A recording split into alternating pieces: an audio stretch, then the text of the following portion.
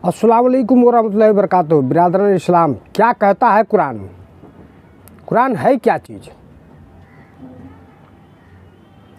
इसके मुताल्लिक़ बयान करेंगे और कुरान का एक एक सूरह तर्जुमा से बयान करेंगे। मुलाहज़ा फरमाइए। अऊज़ु बिल्लाहि मिनश शैतानिर रजीम, बिस्मिल्लाहिर रहमानिर रहीम। सारे इंसानों के लिए खुदा की तरफ से आई हुई किताब है कुरान। कुरान की पहली आयत है अल्हम्दुलिल्लाहि रब्बिल आलमीन, यानी सब तारीफ़ें अल्लाह के लिए है जो सारे जहान का रब है। इससे मालूम हुआ कि यह कुरान उसकी जानिब से है जो सारी कायनात का रब है, जो सारे इंसानों का रब है। जाहिर है जो पैगाम सारे इंसानों के रब की तरफ से है वह सारे इंसानों के लिए ही है। कुरान में लफ्ज़ नास सारे इंसानों के लिए इस्तेमाल हुआ है, जैसे या अय्युहन नास, यानी ऐ लोगों, ऐ इंसानों। फिर तुम खुदा के ताल्लुक़ से कुरान में रब्बिल नास यानी सारे इंसानों का रब, मालिकिन नास यानी सारे इंसानों का बादशाह, इलाहिन नास यानी सारे इंसानों का माबूद के अल्फाज से आए हैं। फिर कुरान में कुरान के लिए हुदल्लिन नास के अल्फाज आए हैं। हुदल्लिन नास यानी सारे इंसानों के लिए खुली किताब है कुरान। इससे मालूम हुआ कि कुरान हुदल्लिन नास है और रब्बिल नास की तरफ से है।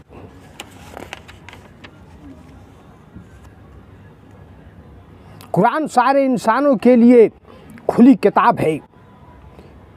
इस तरह से कुरान में रसूल सल्लल्लाहु अलैहि वसल्लम को रहमतुल आलमीन कहा गया है, यानी खुदा ने मोहम्मद सल्लल्लाहु अलैहि वसल्लम को क़यामत तक के सारे इंसानों के लिए रहमत बना करके भेजा है। आपके साथ खुदा ने अपना जो पैगाम भेजा वह पैगाम रहमत है। इस बिना पर आप रहमतुल आलमीन हैं।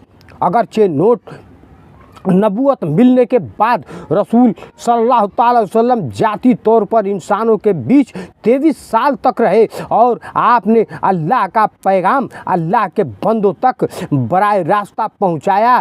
फिर अल्लाह ताला ने इस पैगाम रहमत को यानी कुरान को महफूज कर दिया और यह फैसला फरमाया कि आपके बाद आपकी उम्मत के जरिए ऐसे क़यामत तक के इंसानों तक आपका लाया हुआ पैगाम पहुंचता रहेगा।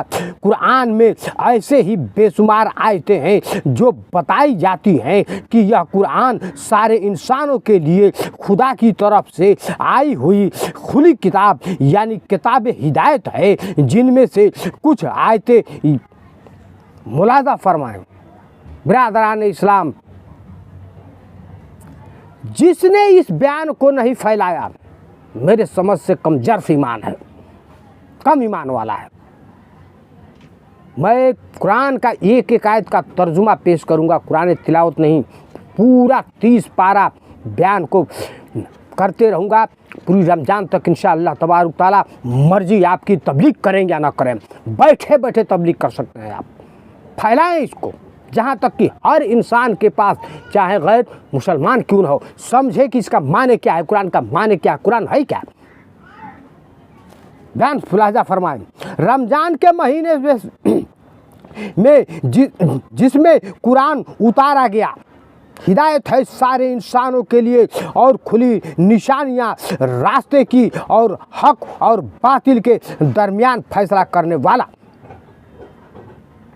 और तुम इस पर उनसे कोई मुआवजा या बदला नहीं मांगते।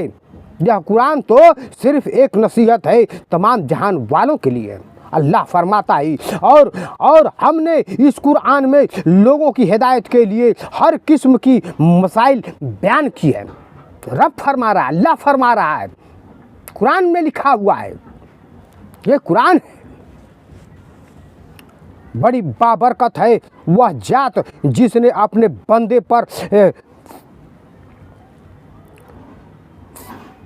फुरकान यानी कुरान उतारा ताकि वह जहान वालों के लिए डराने वाला हो।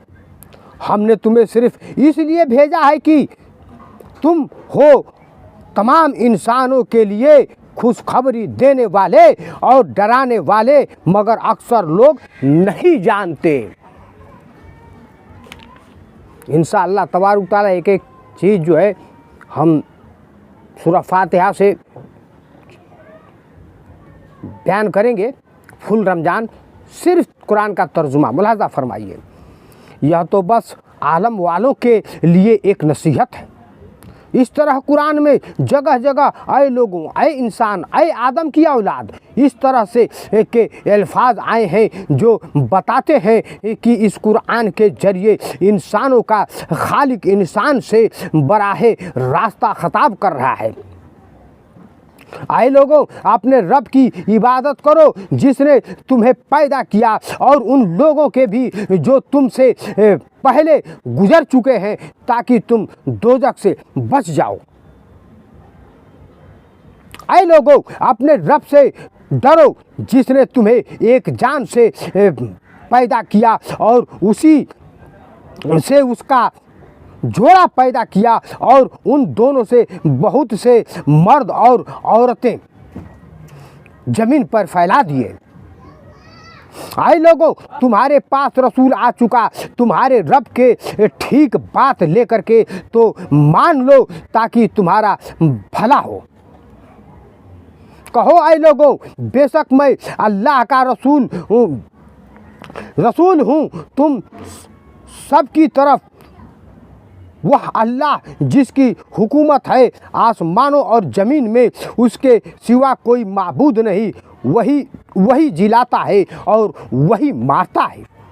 कहो ऐ लोगों, तुम्हारे रब की तरफ से तुम्हारे पास हक आ गया है। जो हिदायत कबूल करेगा वह अपने ही लिए करेगा, और जो भटकेगा तो उसका वह बाला उस पर वो बाल आएगा। आए लोगों, अपने रब से डरो, बेशक क़यामत का भूचाल बड़ी भारी चीज़ है। आए लोगों, अपने ऊपर अल्लाह के एहसान को याद करो। क्या अल्लाह के सिवा कोई और खालिक है जो तुम्हें आसमान और ज़मीन से रिज़्क देता है? उसके सिवा कोई माबूद नहीं, तो तुम कहाँ से धोखा खा रहे हो?